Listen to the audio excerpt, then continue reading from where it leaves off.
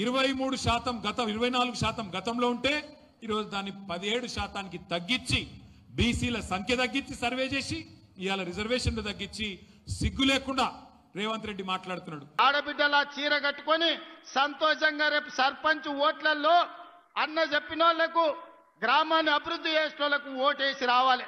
మా అక్కలందరికీ ఒకటే సూచన, ఎన్నికల రోజు ఓట్లేయడానికి మీకొచ్చిన చీర కట్టుకొని లైన్లో నిలబడి ఇందిరమ్మ రాజ్యాన్ని మేము ఆశీర్వదిస్తున్నాం, ఇందిరమ్మ రాజ్యమే కావాలని చీర కట్టుకోవడం ద్వారా మీ అభిమానాన్ని ప్రదర్శించండి.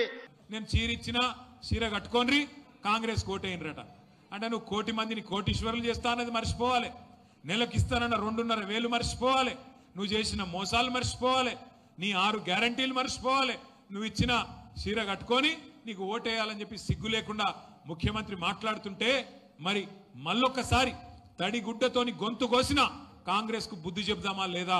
బలహీన వర్గాల ఆడబిడ్డలు అన్నదమ్ములు ఆలోచించాలని చెప్పి నేను కోరుతా ఉన్నా.